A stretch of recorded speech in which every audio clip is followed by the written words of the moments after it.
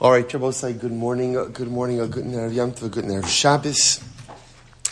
Beginning by thanking all of our sponsors for this morning's share, to thank our Talmud Torah sponsor for the month of Tav Shin Pei Hey. Our annual Talmud Torah sponsor, the Tilson family from Eretz Yisrael, as it sponsoring, dedicating all the Sherman Drashos this year, as the schus for Besoros Tovos for all of Am Yisrael. Our Talmud Torah sponsors for the month of Tishrei Abba Leim Tova, Dr. Linda Weinberg, in loving memory of her husband, the 53 years, Dr. Paul Weinberg, Paris Moshe Ben Avram, David Zichron Libracha, Avram and Shane D. Kelman, in memory of their parents, Stroman, Bernice Kelman, Alexander and Frederica David. Our week of learning sponsors, Jonathan and Alana Austin, as a token of Akaras Hatov to his brother-in-law, Avi Tobias, for introducing him to the Shir.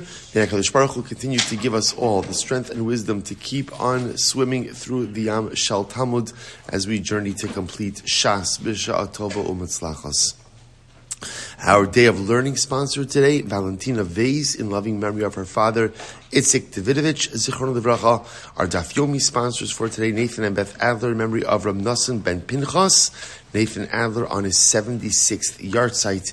We hope that, Emir Sashem, in the schus of all of our Torah, in all of our tefillos, all of the Neshama Shtav and Aliyah, Halavai, all of the families, Ein Chama, our hostages should come home b'shalom, and the Karav, our precious soldiers, should be successful b'chol ma'asei yedehem. And we should all be zocha, Emir Hashem, to a Gemar Chasim Tova. Let's begin. We have a lot to do today. Baruch Hashem, today's daf is Kuf Ches 108. Starting the new parak, Emir Hashem. We are picking up at, actually we already started the Mishnah yesterday, but let's just go back to the Mishnah, just to get started from there again. Kuf Zayin Mabeis 107b. The Mishnah says as follows. Okay, 1 second. Sorry. Okay, the Mishnah says as follows. So remember again, I say to Reuven, I'm selling you half a field. So what is the halacha? So literally again, we evaluate the field and we split it. Okay, I said, Reuben, I'm selling you a southern part of my field. Once again, we evaluate the field. So remember again, in case number one, I just said, Reuben, Stam, I'm selling you half of my field. Okay? In case number two, I'm selling to Reuben, I'm selling you the southern part of my field. And now, interestingly enough, the halacha is the same in both of these cases. The Mishnah indicates that we evaluate the field, and ultimately, again, Reuben gets half of the field. In case number one, half of the field, regular half of the field. In case number two, half of the field in the south. V'hu mekabel alav makom hageder charetz uben charetz. Now I was saying, this is interesting. In the case of where I sell Reuven half a field, so what does that mean? Half of the field is Reuven, and half of the field is mine. So when I do that, I agree to provide for Reuven from my land the space upon which the fence is going to sit, the charetz and the ben charetz, which means the big furrow and the little furrow. The kama, we'll see what these furrows are for. The kama hi charetz, how large is the furrow? Shisha tvachim, 6 tvachim, uben charetz shlosha. And the smaller charetz ultimately is 3 tvachim. Okay, so this is the halacha. This is the halacha ultimately again of our Mishnah. So says the Gemara. Let's analyze this a little bit. Am Rabbi Chibar Abba, Am Rabbi Yochanan. Lokeach notel kachu sheba. That is very interesting. That when you have this concept, so remember again, it doesn't really matter. It doesn't. Well, let's see. Let's take the first case. I said, Reuven, I'm selling you half of my field. Now, obviously, we're talking about a scenario where I did not demarcate. I did not identify which part of the field I'm selling Reuven. So now comes along the Gemara, comes Rabbi Chibar Abba, named Rabbi Yochanan, and he says, Reuven takes the weaker part of the field. In other words, because we did not identify which part of the field Reuven is taking, therefore Reuven only has the right to go ahead and take a weaker part of the field. Look at the Rashbam. Lokeach notel kachush, yad lokeach ala tachtona. So the purchaser has the literally lower hand. Lefichach nosein hamocher lokeach hamakom hagarua sheba'osa sada. So therefore, again, the seller has the ability to go ahead and give to the buyer. I have the ability to give to Reuven an inferior part of the land. The Dilma demei chatzi asada amarlo lefichach notel min hakachush. So halacha lemaisa. So therefore, again, Reuven takes the weaker part of the field. I says the Gemara. Amar li Rabbi Chia bar Abba Rabbi Yochanan v'ha'anan mishaminan beinehen tanan. That's not what the Mishnah said. What did the Mishnah say? The Mishnah said, if I say to Reuven, I'm selling you half of my field, so then the Mishnah had an interesting lashon. What was the Mishnah's lashon? That we go ahead and we take the field, thank you, we evaluate it, and then we split it. We evaluate it, and then we split it. So the Mishnah seems to indicate that there's an equitable, even split. So what's the pshat over here? What's the pshat that now we're saying that Reuven gets the weaker part of the field? So what's the pshat? The Gemara says, listen, this is what say. So remember, so just to get to everybody right over here. So Rabbi Bar Abba is the one who's sending Rabbi Yochanan, right? Essentially, Rabbi Yochanan said that in this case where we split the field, Reuven gets the smaller part of the field, right? Reuven gets the smaller part of the field. So Rabbi Bar Abba said back to Rabbi Yochanan, here's the problem. The Mishnah doesn't say that. The Mishnah says that we evaluate it. Okay, perfect. Thank you. The Mishnah says that we evaluate it and that we split it. So how do you reconcile it? So there's Rabbi Yochanan says back to Rabbi Bar Abba, he says, listen to this. While you were busy eating dates in Bavel, right? So by the way, I'll say, you can keep this in your back pocket, right? In other words, this is a shtoch, right? While you were busy eating dates in Bavel, so Rashban points out over here that this is an expression of, while you were busy pampering yourself, the rest of us were learning, right? While you were busy just taking it easy, the rest of us were really plowing away. So while you were eating dates in Bavel, so Targamina Miseifa, we interpreted this from the end of the Mishnah. What was the end of the Mishnah? Diktani Seifa. The Seifa said, so let's remember again, what was the case of the Seifa? So the case of the Seifa was, I say to Reuven, I'm selling you half of my field in the south, right? In the southern part of my field. So the Gemara says, Mishamninan beinehen v'notel chatzia bedaram. So what happens? So we evaluate the field, and then Reuven takes half of the field in the south. So the Gemara says, "Va'amay misham ninan beinehen va'chatzia bedaram amalei." This doesn't make sense, right? Why I was saying, in this case, I'm being specific. I'm saying, Reuven, I'm giving you half of the field in the south. I'm saying it explicitly. So because I'm being explicit, why is there a need to evaluate the field? In other words, it should be explicit. I'm giving you half of the field in the south. Why are you evaluating? Ella lidami.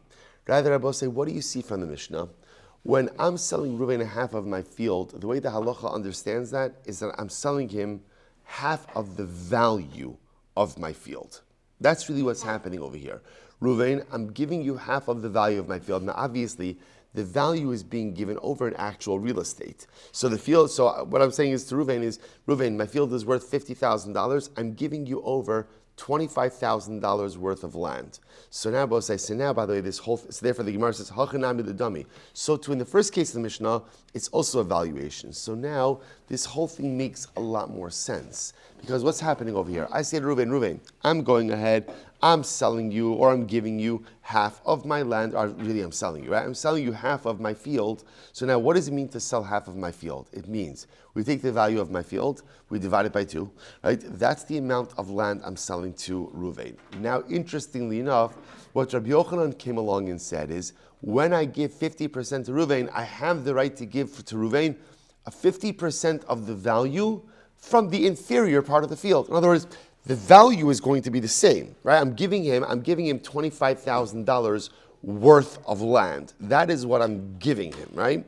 But I can decide which part of the field, which part of the land to give him. So if I want to give him 50% of the value of the field, but in inferior land, that's my prerogative. I have the ability to do that. This is obviously, unless of course we stipulate otherwise, but assuming that we did not stipulate anything to the contrary, I have the right to give him 50% of the value of the field, but 50% made up of inferior land. Similarly, if I tell him, Reuven, I'm going ahead and I'm selling you 50% of the southern part of my field. So again, obviously now we're going to be relegated to a particular geographic area, but within that geographic area, I have the right to choose which part of the land I want to go ahead and sell him. So halacha l'maaseh, it turns out that when you go ahead and you sell someone 50% of your field, unless, again, articulated to the contrary, I'm selling them 50% of the value of the field, and as a result, I have the ability to choose which part of the parcel I want to go ahead and sell to them. Fascinating, fascinating. Incredible. Says the Gemara, Mekabel alav makom geder. So remember again, in this case where I'm selling Ruvain half of my field, so remember the halacha is I, the seller, have to take it upon myself to provide the area upon which the fence is situated, as well as the area in which the furrows are situated. So the Gemara says as follows. So we'll say, so fence I understand. Now obviously we'll say, in a case where I'm selling Ruvain the entire field, what's the halacha? What's the halacha? So remember again, there's nothing to talk about there because I'm selling him all the property. The only reason why this discussion comes up about placement of the fence and placement of the furrows is only because again, I'm Ruvain's neighbor. Right? So as his neighbor, halacha l'maisa, again, I have the ability to go ahead and leave some land for myself. Fine. So the Gemara says, I, the seller, have the obligation to provide the area for the fence and the area for the furrows. Beautiful. So it says the Gemara, so what are these furrows? That's the shayla. What are these furrows? So the Gemara says, Tana charitz mi bachutz uben charitz mi bifnim. So we'll say, so if you can imagine, these furrows are on the, what we'll call, for lack of a better term, other side of the fence. What do I mean by that? So let's say again, right, I own the parcel. I'm selling Ruvain half of it. So obviously the fence is going to be the divider between my parcel and Ruvain's parcel. These furrows go on my side of the fence. On my side of the fence. Because as we're going to just say this outside, these furrows are meant to prevent animals from going ahead and from getting into my property. They're trenches. They're trenches to prevent animals from getting into my property. So halacha l'maisa, they're on my side of the fence, the seller's side of the fence. So tani charitz mi bachutz uben charitz mi bifnim. So literally again, the larger, we'll call it the wider furrow, the wider trench is mi bachutz, is further away from the fence, and the smaller trench uben charitz mi bifnim is next to the fence. So essentially we'll say, if I'm the seller, I'm selling Ruvain half of my property. So now again, we've already established I can decide which 50% of the parcel I want to sell him. In addition to selling him the land, I also have an obligation to provide for the space, for the fence and the furrows. So if I, the seller, I'm standing in my property, essentially here's what I'm going to see when I'm looking from my property into Ruvain's property. I'm going to see the large trench. I'm going to see the small trench. It's not really a trench, it's a furrow, right? Large furrow, small furrow, fence, and then Ruvain's property behind that.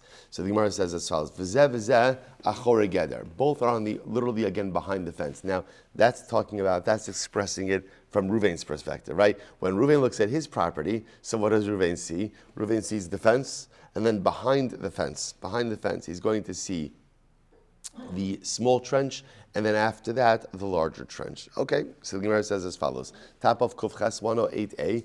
Why? Why do you have these trenches? Because we don't want, and again, this is order to prevent animals from jumping into Ruvain's property from my property. Look at the Rashbam.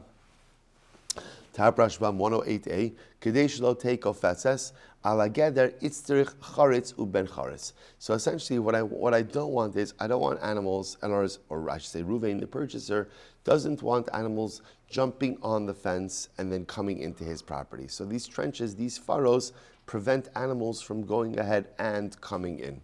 Okay, so the Gemara says as follows: I v'le avid charitz v'lo avid ben charitz. I understand. So I need both of these. Why don't you just make the big furrow? Right, just make the big furrow, and then that should be enough to go ahead and prevent an animal from jumping on the fence. To which the Gemara says, no. I did the ravach kaima begave v'kafza. So this is interesting. So as we're going to see, the larger trench is wide. So what could happen? Because it's wider, what could happen? An animal could make its way into the trench, right? And then from inside the trench, go ahead and jump onto the fence. Okay, so the Gemara says, as v'le aved ben charetz. I said, then just make the smaller trench, right? That should be easy. Just make the smaller trench, eliminate the larger one. So the Gemara says, v'lo avid charetz. I did the katin kaimi asvase v'kafza. Ultimately, again, since halacha l'maisa,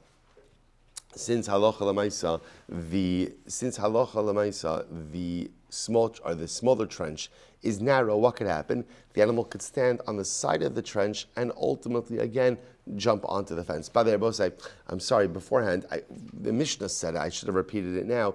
The Mishnah, remember, gives the shiurim, gives the sizes of these trenches, right? The large charetz was 6 tfachim in width, and ultimately, again, the smaller charetz, the smaller trench was 3.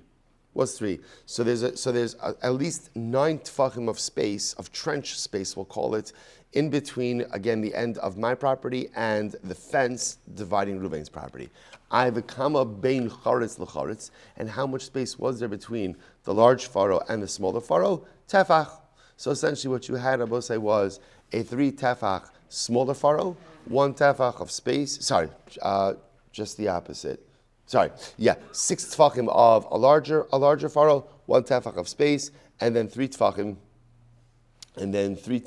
ultimately again of smaller furrow. Okay, and then the fence. And all of this was meant to keep animals off the fence and going ahead and keeping those animals out of Ruvain's property. Incredible. Hadron Allah, base car. Osai, Mazel Tov.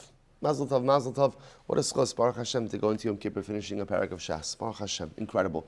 All right, let's begin. So now, we are coming into the wide world, exciting world of inheritance. Never did you know that inheritance could be so interesting. But alas, I'm going to prove you wrong. Says the Gemara, Yesh nochalin uman chilin. So it's a really interesting Gemara over here. Now we're going to see there are different relationship groups. What do I mean by that? So yesh nochalin umanchilin. So let's just get all the shonos over here. Nochalin means to inherit. Manchilin means to bequeath. Right? So I inherit something from someone, and I bequeath something to someone. So there are certain relationships, there are certain people who inherit and bequeath. Nochalin umanchilin, that's category 1. V'yesh nochalin v'lo manchilin, then category 2, there are people who inherit and do not bequeath. Manchilin v'lo nochalin. And then there are people, interestingly enough, who bequeath but do not inherit. And then there are people, lo nochalin v'lo manchilin. And ultimately, again, there are people who do not inherit and do not bequeath. So both say these are the different categories of individuals. Okay, so now the Mishnah is going to go through each of these categories and discuss. Ve'elu nochalin umanchilin. These are the people ultimately who inherit and bequeath. Who are they? Ha'av es habanim va'abanim es ha'av. Okay, so first case I will say is a father inherits from his son. Now, we're going to see is what this really means is a father can inherit from his son. Remember, again, I will say one of the things that we're going to work on, which is going to be really interesting, is the order of the inheritance order. Right? So obviously, a father is not a first position inheritor for his son. Right? The son's son is the first position inheritor. What it's just saying is that technically, a father is in the line of inheritance. Right? He is a potential inheritor for his son. So if the son predeceases the father, chas v'shalom, the father could inherit the son, va'abanim es ha'av, and a son could inherit his father. Right? A son could inherit his father.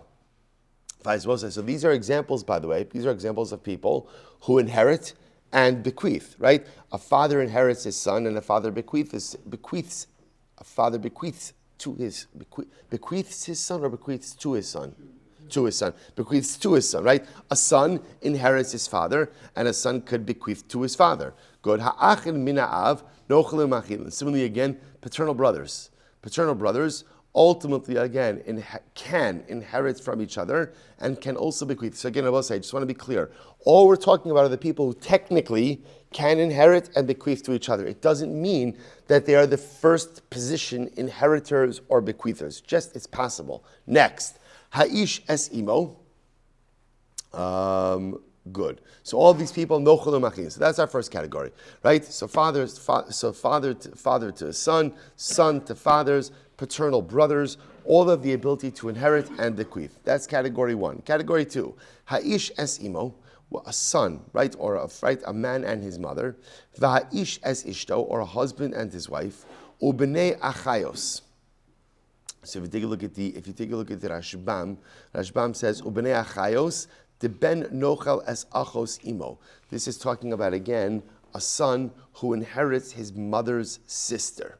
Son who inherits his mother's sister. Again, we'll talk about all this in the Gemara. Sharehu ba mikoach ha'em, vilu mesa dodasa b'chaye imo, imo yarshaso. You could have a situation where, let's say again, the mother's sister dies, right? The mother's sister dies. Let's say the mother was the only inheritor. Now the mother died, or the mother predeceased her sister. Then the aunt died. So the son, i.e. the nephew, would inherit the aunt. Again, we'll get into all of it in the Gemara. But the point of it is, b'nei achayos, these cases, nochalin v'lo manchilin. In these cases, again, the person inherits, but he does not bequeath. So let's focus on the first two out of those three cases, right? So let's say a man and his mother, right? So let's say again, so a man inherits his mother, right? The mother dies, the son inherits the mother. When the son dies, right? If the son were to die, chas v'shalom, the mother does not inherit her son. Right, so this is when we look at it from the son's perspective, this is a case of the son inherits, but he doesn't inherit his mother, but does not bequeath to his mother. Similarly, again, Ish as Ishta, right? Reuven's married to Rachel. So if Rachel dies, Reuven inherits Rachel. But yet, if Reuven dies, Rachel does not inherit Reuven. Again, we'll get into our entire inheritance flowchart as we work our way through this parak. But this is our second category of people who inherit but do not bequeath. Next, Ha'isha as bina, va'isha as baila. So again, what about a mother and her son, or a wife and her husband, ve'achei ha'em, or again, maternal brothers, manchilin v'lo nochalin. These people bequeath, but they do not inherit. So if you think about this case, so let's see again, so a mother to her son, so if the mother dies, she bequeaths her property to her children, right? But she does not inherit them. When a wife dies, she bequeaths her property to her husband, but she does not inherit her husband. Maternal brothers, we'll see, have the ability to bequeath, but they do not inherit. And last, va'achin mina'em, achi ha'em is the brother of the mother. Sorry, not maternal brothers. The brother of the mother. These people, that category, bequeath but do not inherit. And last category, ha'achin mina'em, maternal brothers. Because you also remember again, inheritance is a din in what? Is a din in paternity.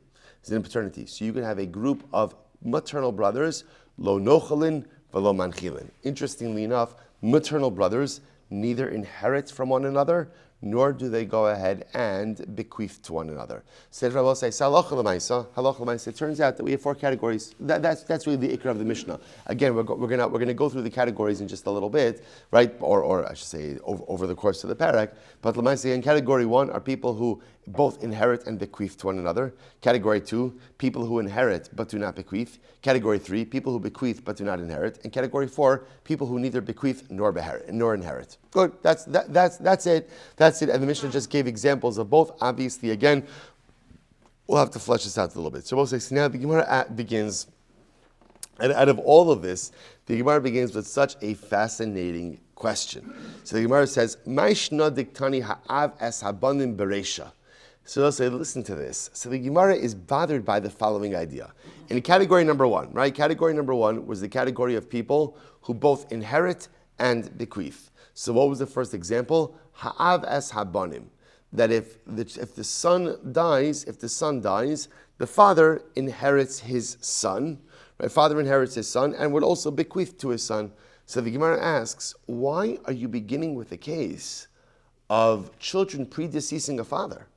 That's the most, why begin with it? First of all, it's not even the natural case, right? Why are you beginning with that? It's such a fact. I don't think that you often see the Gemara asking questions like this. The Gemara is bothered by this. We're going to see not just from like a progression, like a legal framework progressional question, but almost from like a perspective, but almost like from an emotional perspective as well. Why are you bringing up the case of a father inheriting his son, which obviously means the son predeceased the father? Why are you bringing that case up first? Listni habanim as ha'av beresha. List the normal case. That a son inherits his father. Why don't you start with that? Now the Gemara says, now why? I'll tell you on two reasons. First of all, take a quick look at the Rashbam. Maishna, the same last Rashbam on the page. So Rashbam says, "Bereisha demasnisena av nochel asabein umanchil v'alo beis shenochel av libno." Now, in any case where the father is inheriting his son, nimtza shemes habein b'chaye ha'av. That means that the son predeceased the father. V'lo hiniach haben ahu zera liyorsho. Now, by the way, in this you have to understand this is very profound. In this case, where the father is going to inherit the son, there's compounded tragedy. What's the compounded tragedy? Number one, that the son predeceased the father. Number two, that the son never had children, right? Because again, if the son had children, then his children would inherit him. The only case of where a father inherits his son is where the son predeceases the father and the son himself never had a family. So the Rashbam says, he said, Lefichach aviv yarsho, v'zu klalahi, kisha adam meis below banim. And the Rashbam says, this is terrible. This is terrible. It's interesting, by the way, what the Rashbam says. What's the klala? It's fascinating. What's the klala? The klala is when a person dies without children. That's the klala. Now, again, he doesn't mean, I want to be clear, it doesn't mean that it's a klala from HaKadosh Baruch Hu. What he means is, it's devastating for a person. It's devastating for a person. So I'll say, so there's like a compounded tragedy over here. Number one, it's fascinating. Number one, what's the compounded tragedy? That the son died without children, and that the father had to bury his son. I will say, what's fascinating about this is, what's missing from the tragedy list over here? What's missing from the tragedy list? That the son died early. So I'll say, it's a fascinating yesod. No, number one, like the Gesher Chaim brings this down, that when we mourn for the dead, so we mourn for our loss, right? We believe in Olam Haba, we believe in the world to come. So therefore, I believe with all of my heart that when I lose a loved one, my loved one, it sounds cliche, like is in a better place, but we believe that with all of our heart. So interestingly enough, the grief of loss is not for the person who died. It's for me. I miss my loved one. There's something missing in my life. My loved one is Tachas Kanfei Hashkin, is by the Ribbon Shalom, is in Shamayim. There's no pain, there's no difficulty, there's no war, there's no hostages, there's nothing. It's all shalom, it's all beautiful, and there's a tachlis that's clear. So it's just a fascinating dynamic in loss. There's another piece also, which is that in life, the ikr is not how long or how short you live. The ikr is, did you maximize the time that you had? And there are people who leave this world and they leave this world young, but you're able to look at their life and you're able to see, at least on the outside, that was a life well lived. And I will say that is the ikr, and this is something profound for us to contemplate, especially on this day of Erev Yom Kippur, that obviously we all want longevity. That's what we want, right? We all want Zachira l'chaim, melech hafetz b'chaim, v'chasveinu, and ultimately again, v'chasmeinu b'sefer ha'chaim. That's what we want. We want life, and we want a long life. But we also have to be smart enough to know that we do not know what HaKadosh Baruch Hu has in store for us. Do we have many years? Do we have a few years? That's part of a divine calculation that's way above our pay grade. Our ikr is to make sure that we're maximizing every single day. Because if chas v'shalom, it turns out that it's not a life as long as I expected, I don't want to be caught by surprise. I don't want to be one of those people that said, I thought I had all of this time to do all the things that I wanted to do. And then it turns out I didn't have all the time. The ikr of successful living is, the expression of live every day like it's your last. But Lamais, I think it's said more like in a much more like hedonistic perspective. But there's a chachma to it. Right? We call it shuv yom echad lifnei mosecha. So we call it do tshuva one day before you die. That's how Chazal frame it. But it's the same yisod. Maximize your life. Make sure you're maximizing every day. Accomplish whatever you need to accomplish. Do whatever you need to do. Because we don't know how much time we have on this earth. Halavai, we should all be gebenched with long lives. But the ikr is not how long you live. The ikr is what you do with the time that the Ribono Shel Olam has given you. So we want long lives, but you can't count on, we have no idea. So instead, my Kabbalah is maximize every day. Make sure I'm accomplishing. Make sure I'm doing. Make sure I'm not procrastinating. Whatever has to get done, get it done, and get it done now, and get it done well. The tragedy that Rashbam talks about is the tragedy of a father seeing the loss of his son, right, and the son dying without children. That's the tragedy. That's the tragedy. That he died young, hopefully he lived a good life. If he lived a good life, then he's in Shamayim now, and he maximized the time that he had in this world. Incredible. So back to the Gemara. Overwhelming Gemara for us to contemplate on Erev Yom Kippur. So the Gemara says as follows. So the point over here is, why are you starting with the case of the son who predeceased the father? That doesn't make any sense. To which the Gemara will say, Amud Beis, va'od ki dichsiv, ish ki yamus uben ein lo. Furthermore, again, I will say, the pasuk, when speaking about inheritance, speaks about the case of a man who dies and he doesn't have a son. In other words, I will say, the way the Torah frames the laws of inheritance is talking about a father who dies and then how his estate gets divided up by his family. So the Gemara is essentially asking a twofold question. Number one, why start the Mishnah with what we'll call tragic circumstances? Why do that? And number two, it doesn't even make sense according to the flow of the Torah. The Torah itself talks about the death of the father first, which the Gemara says, V'tana, Aidi de'asidei midrasha chavivile. So this is interesting, because since now both say the concept that a father inherits his son is not a biblically explicit concept, but rather, as we're going to see, it is a concept that is learned out from a drasha. So we see this many times, that Mishnayos, right? So the Rabbanon, they get excited about drashas. They'll say, by the way, another tremendous Musar HaSkil. What gets you excited in life? So for some people, it's the Orioles. For some people, it's the Ravens. For some people, it's their family. And for some people, it's drashas in the Gemara. You could tell a lot about a person by what gets them excited. And halavai, we should just make sure you could enjoy a lot of things, right? You could a lot of things could be enjoyable, but what really gets you going also says a lot about what your hierarchy of priorities are in life.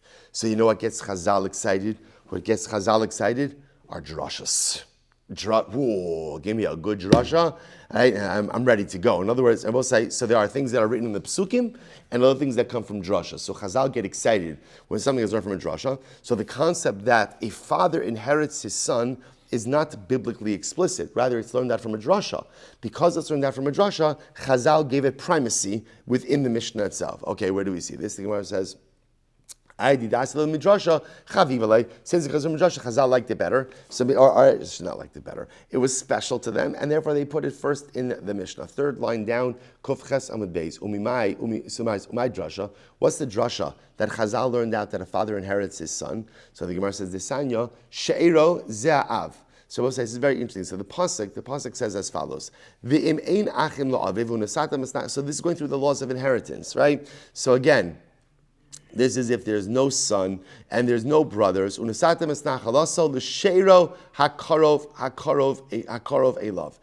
say, so again, the Torah goes through that at a certain point, if there's not an immediate relative, right, we'll call it in the downward chain, so ultimately, again, we'll give the inheritance to the closest relative. So the Gemara says, who is the closest relative? Malamed sha'av kodem la'achin. That teaches us that so that the father of the deceased comes before the brothers of the deceased for inheritance purposes. So let's say again, son dies, right? And son doesn't have sons of his own. He has brothers and a father. So therefore, again, the pasuk says, who do you give the inheritance to? The Sheira Hakarov Elav. You give it to the closest relative. Who's the closest relative? So Chazal darshan, the father. So the father comes in line for inheritance before the brothers of the deceased. Now, how we get to that, we'll have to see. So father comes before brothers of the deceased. Now the Gemara says, now let's work through this. We'll say another minute or two. Yachol yehei kodem leben. So I might have thought that, maybe if the father is so close, maybe the father of the deceased should even come before the son of the deceased for inheritance purposes. Talmud lomar hakarov. Karov kodem. No. Obviously, and I will say, when it comes to inheritance always goes to the closest relative. Who is always going to be the closest relative of the deceased? Who's always the closest relative? His sons. After the sons, we then look at who's closest after that. And I might have thought maybe it's the brothers. Kamash will know it's the father of the deceased if the father is still alive. Karov kodem. Umara is the Rabbo says ben. So as I say, interestingly enough, how do you know to include the son? and to remove the brothers. In other words, how do you know? I will say, so when looking at, let's say, first position inheritors, how do I know that a son is the first position inheritor and not the brothers of the deceased? I'll tell you why. Marbani asaben shekam tachtav aviv liyada ulesteachuza. So I says, remember again, because a son comes in the place of his father for two things: yiyud and steachuza. What's yiyud? If let's say father has an ama ivriya, a Jewish maidservant, so there's a concept that ideally he's supposed to marry her. If the father doesn't marry her, he could give her to the son to marry her, and the son doesn't need any new kesef kiddushin. Rather, the son just goes ahead and marries her with the purchase value that the father gave. So you see that the son comes in the place of his father for yiyud. Also steachuza. Steachuza, we've seen this, the redemption of ancestral land from the Beis Hamikdash. If the father is makdish, ancestral land, steachuza, his land to the Beis Hamikdash, he has the ability to redeem it before Yovel. Right? If halacha l'maaseh redeems it before Yovel, it remains in the family. If the father doesn't do it, the son has that same right. The son has that same right. So the son has the right of the father with ancestral land, and the son has the right to the father ultimately again when it comes to youth. So what do you see from here? At least in two halachic areas, son and father are integrally linked. Father and son are integrally linked. So the Gemara says. So therefore, again, it makes sense. So what the Gemara is trying to prove is because you see that the son has these rights, the son kind of stands in the place of his father. So therefore, in the laws of inheritance, it makes sense that the son is the first in position to go ahead and inherit his father. So the Gemara says, Adrabah, I can see just the opposite. Mar bani yasa'ach, I could prove that a brother has a stronger relationship than a son. How so? Shekain kam tachas achiv liyibum. Who's the person who does a yibum? Who does yibum? Say a brother. A brother. What do you see from here? You see from here that Allah a brother has even a stronger relationship to the deceased than a son has with the deceased. Tish the Gemara says, come on.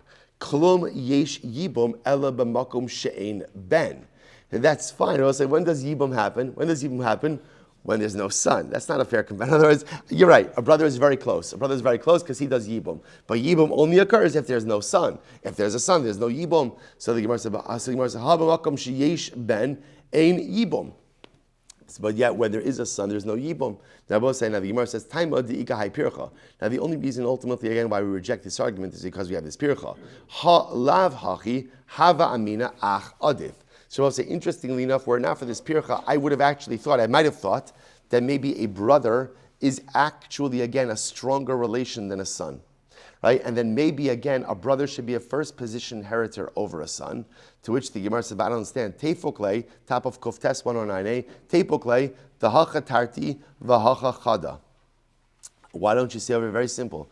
There are two reasons that point to the strength of the father-son relationship, right? What are the 2 points? Number one, yiyud. Number two, steachuza. And there's only one thing that points to the strength of the brother relationship, which is yibum. So why don't you just say you've got 2 verses 1? 2 verses 1 shows that the son relationship is stronger than the brother relationship, and that's it. To which the Gemara says, no. Steachuza mehai taimohu deka kaima leilatana. So says, I'm sorry. Sdeachuza gufa mehai taimohu de kaimale.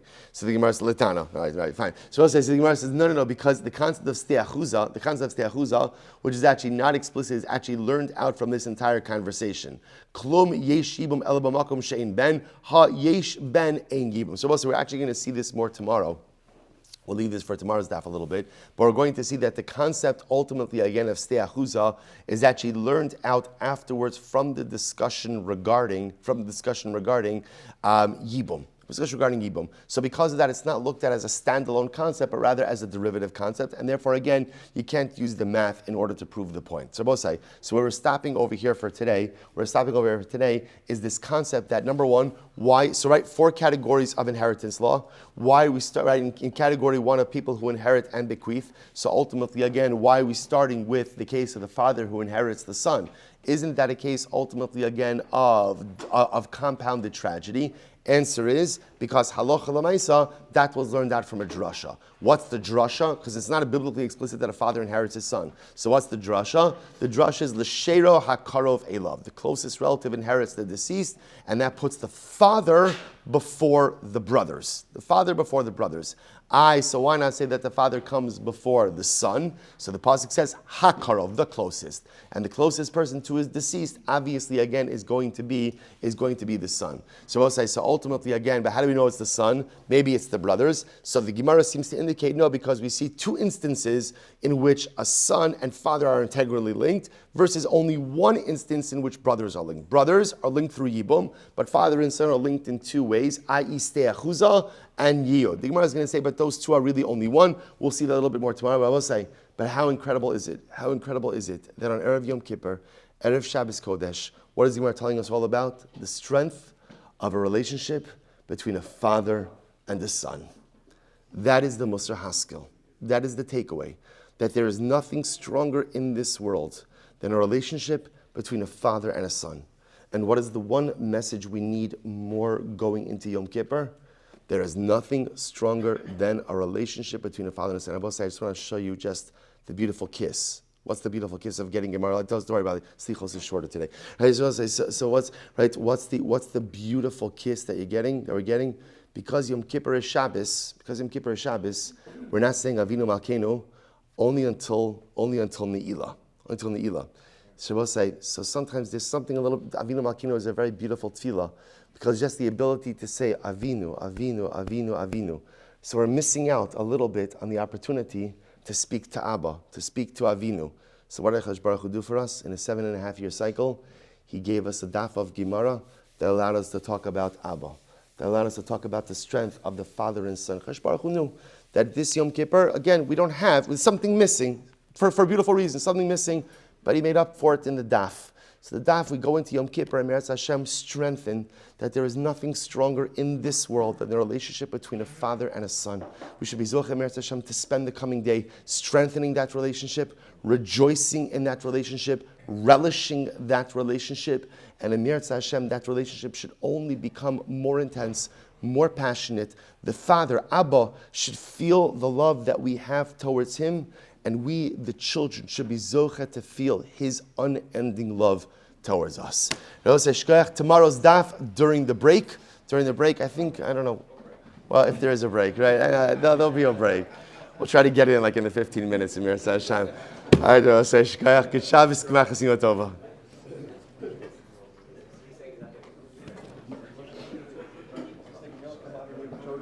Making sure that everything gets smoothed out, Milk Gemach Chasino Tova. Good, yeah.